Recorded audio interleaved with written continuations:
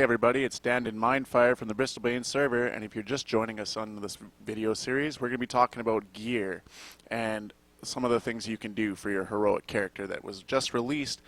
They're available for free until March 26th, so if you haven't already, get online, create your free EverQuest level 85 character, and start joining the fun. Alright, so let's talk gear for a second, because this is something that a lot of people don't really cover, and some of them take for granted a little bit. Alright, so the basics of it is you have visible gear, which is your robe, your hat, your arms, your wrists, your legs, and your gloves and boots, and then all these other slots like your earrings, your mask, and your neck piece, back, shoulders, etc., are all non-visibles. And of course, we can't forget our weapons, our range slots, and our power sources. So let's start breaking these down. First things first, we have our visible gear. Most of the time, these visible gear pieces will be tailored to your class depending on the progression that you're doing, and I'll get into that in a little bit here. Basically, what you see here when you're looking at this, there's a lot of shorthand here, so it's hard to understand. So we have AC, which stands for armor class, HP, hit points, pretty standard, mana, endurance, and purity. And of course, your standard strength, stamina, intelligence, wisdom, agility, dex, charisma, and a couple of other mods here, attack, all that fun stuff here. But you'll notice here on the piece of gear that you have one white number and you have a yellow number. And this is pretty confusing for most people that are just starting out. Basically, the white number is the stats that the piece gives you. The yellow number are referred to as heroic stats, and these actually increase your stat cap, which allow you to get more stats in that specific area. Now, depending on your class, you're going to want to focus a little bit more on different heroic stats, but as I'm a caster and I get hit a lot, I want heroic agility, heroic intelligence, and AC. Now, you'll also see down here, you see these slot 1 type 8s. These are what are called augments. So these are little pieces of gear that you can get that pretty much just add on to the additional item stats, giving you a little bit extra here for your buck. And then you have these energetic slots, which are purity. And purity basically allows your gear to be affected by the power source slot by a larger degree. So more purity allows you to have more of an amplification from your power source. So now that we've got the basics covered, well, what is it that we're going to do with all this? Well, first things first, you're going to want to take a look at your gear that you've been given as a heroic character. Take a look at it, familiarize yourself with it, as some of these pieces of gear are going to have clicky effects. And these clicky effects can range from buffs to kind of a discipline kind of idea. So most of the time, your non-visibles, like your earring, your mask, your neck piece, your back, your shoulders, your belt, and your earrings and rings are going to have clicky buff effects on them. So basically, those are just like your beneficial spells where you click them, there you go, and it's just added onto your buff bar up here, and they're going to add some additional stats. Take a look at your specific class and see what these benefits offer you. Now, okay, well, we've covered what the basics of the gear is. Now we know what augments are, and let's go into some of the non-visible slots, because they get a little bit more complicated. So you'll see here, you have slot 1 type 8, which is your standard AUG. Most of the stuff will fit in most things here. One thing to take into consideration when you're looking at the Augs, it shows the slots that the Augs can actually fit in. So just make sure when you're looking at putting Augs in and stuff that you're just taking a look at the slots, because otherwise you'll sit there trying, well, why isn't this going in there? Why won't this work? Okay, and then you have your type 3 Augs. These are basically class-specific augments that amplify your spells here. So this one increases the damage by my Tears of Wirelid, which is a player versus player spell. And this basically increases the damage of that, so it just kind of gets added on after the damage is calculated. So take a look at where you're spawning, and we'll get into where to get gear for your level. So if you're kind of curious as to where you should be going to gear, go into your EQ button, go into the character sub bar here, and then click achievements. And you're going to get a big window here, and all these on the side here are different expansions that have come out. So basically, having access to a silver account, you're going to have access all the way up to Veil of Alaris. When you purchase Call of the Forsaken, you get Reign of Fear and Call of the Forsaken. Alright, so you're looking at all this, you're like, oh man, that's a lot of stuff, like where do I go? Well, first of all, let's start out with House of Thule, because if you start at House of Thule and go down, House of Thule increased the level cap to 90.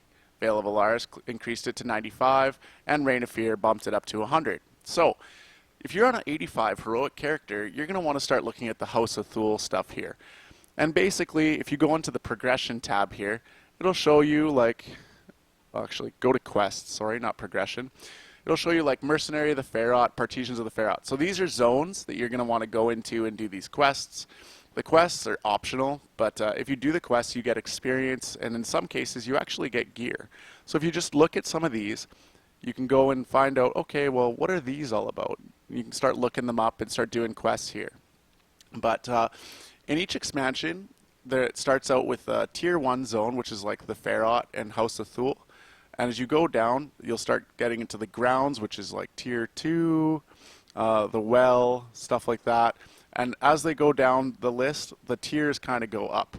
So, well, what does this mean? Well, basically, each one of these tiers, like the Ferrot and House of Thule, is going to have a set of armor that you can actually go and get. So basically, in order to tame that, you need to go and kill rare monsters. So if you're curious as to what kind of rare monsters that there are out there, you go into the Hunter tab here. Well, obviously you can see I've been slacking off on my achievements and I haven't gone and killed everything, but you go into like Hunter the Ferrot if you're kind of curious. And you can see all these different monsters that are out there. You can go and spawn them.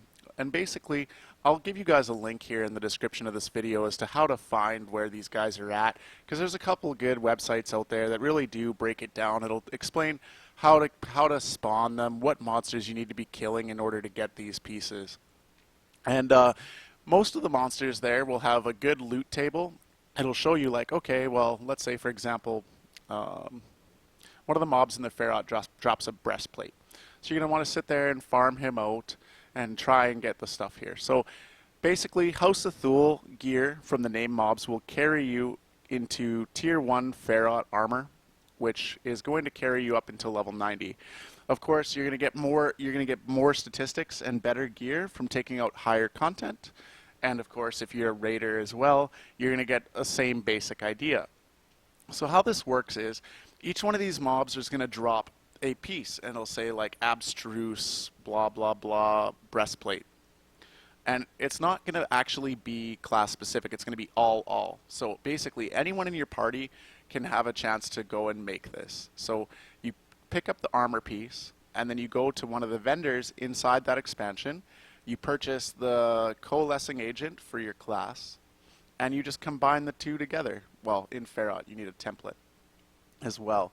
But if you're curious as to how to make some of this gear, if you're curious as to how it goes on, just ask in general chat.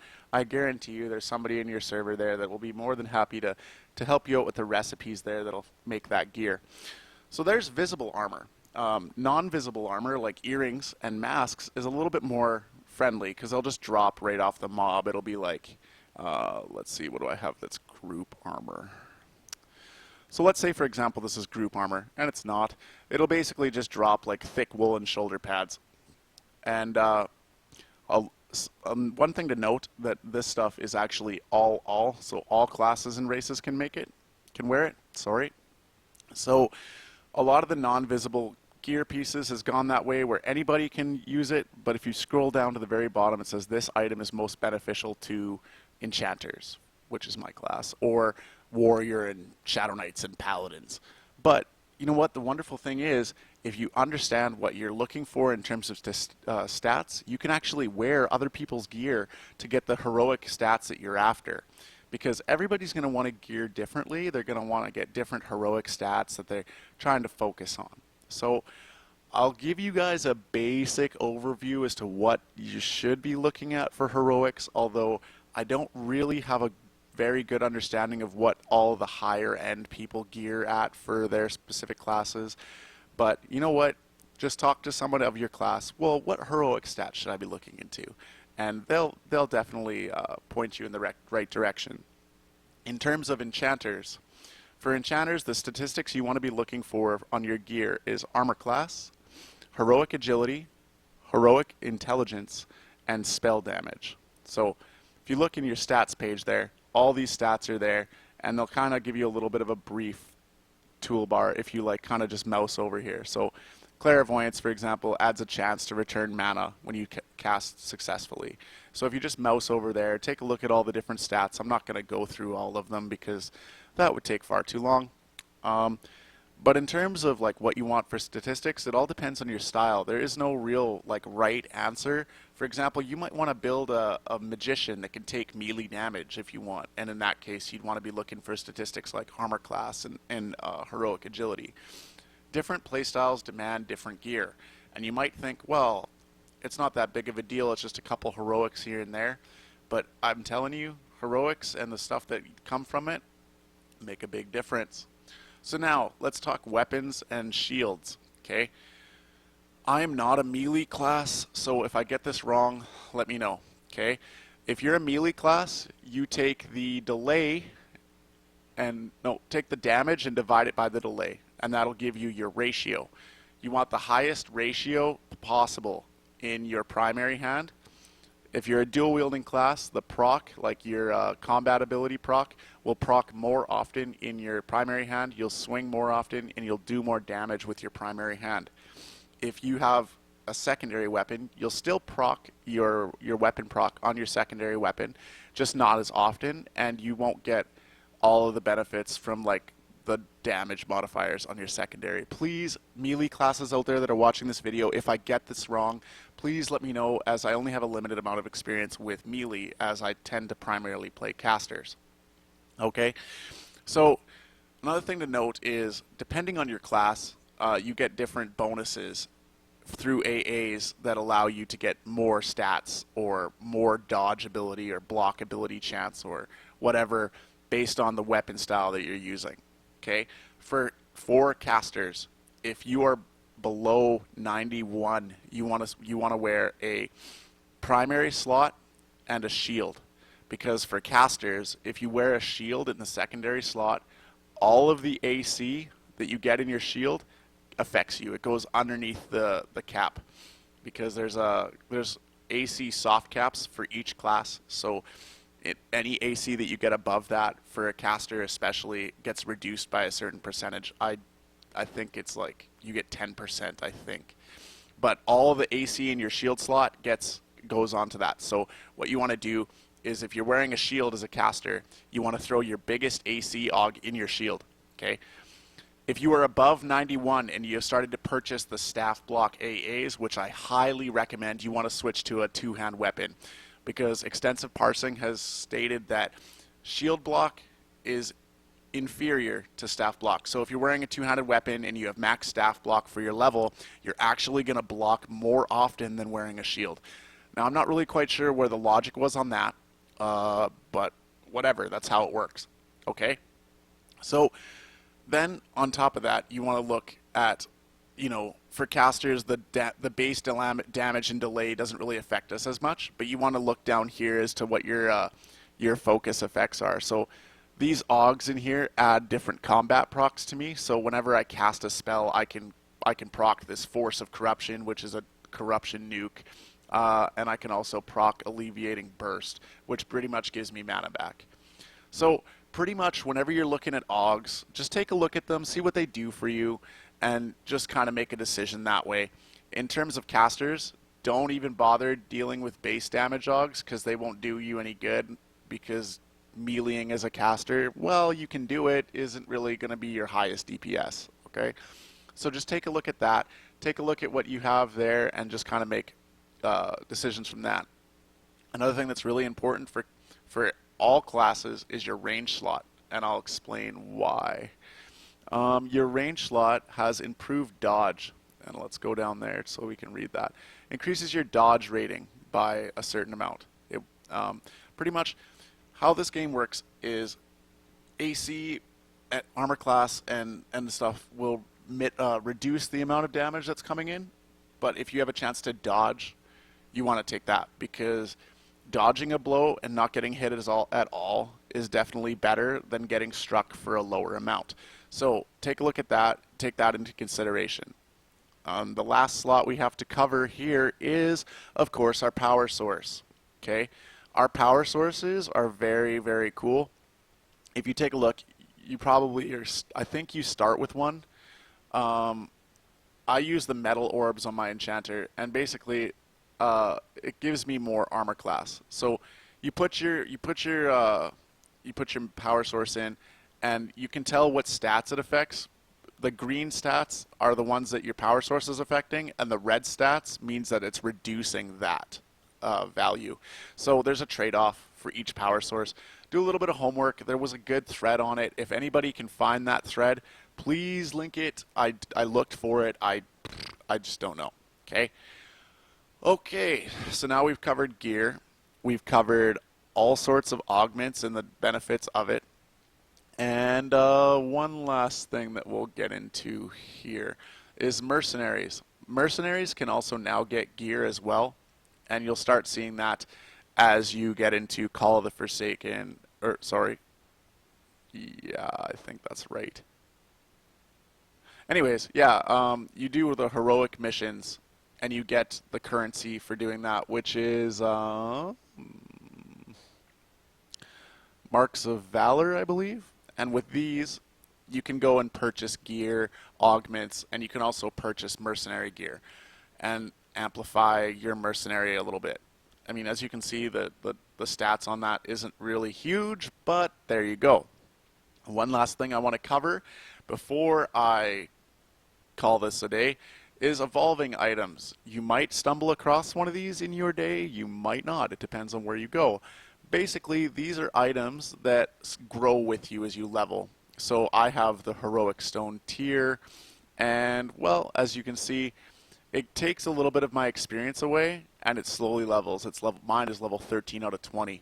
So basically, as I kill things, this item is getting experience, and its final result looks like this. So it'll start, really weak, and it'll eventually grow to this. So I've got most of the stats from this, but not all of them. So there's a little bit of an overview on evolving weapons there, or evolving gear. Depending on where you go, you might actually not encounter this. And yeah, just take a look at some of the gear that you're finding out there. Take a look in the bazaar. You started out with 15,000 platinum. So you do have a little bit of a bank there to look into getting some gear, some player-made stuff if you wish. Some of that stuff is really powerful, so just keep an eye out for it. Talk to your friends. If you have a couple high-level friends, chances are they've got some gear rotting in their bank that they're not using or whatever. So just see what you can obtain. Kind of go up the expansions as you level. So for level 85 to 90, you want to be in the House of Thule expansion. From 90 to 95, you want to be in Vale of Alaris, which is like Argath, Valley of Lunarian, stuff like that, Beast Domain. And then from 95 to 100, you want to be in like Call of the Forsaken or Reign of Fear. Either one of those two will work, although if you're just hitting 100 and you jump into the new Call of the Forsaken expansion, just be careful. Some of that stuff there really does hit like a Mack truck. Also, when it comes to gearing, just talk to your friends, especially a higher level player of your class. They will definitely have more answers for you. And of course, if there's anything that I did not cover in this video, if there's anything that I could cover in the future, please send me an email at dandingaming@gmail.com, or of course, hit me up in the thread where this is posted, or just send me an inbox message on YouTube. I'm pretty easy to get a hold of. And of course, that is the conclusion of today's video, and Dandin Mindfire is signing out. Peace.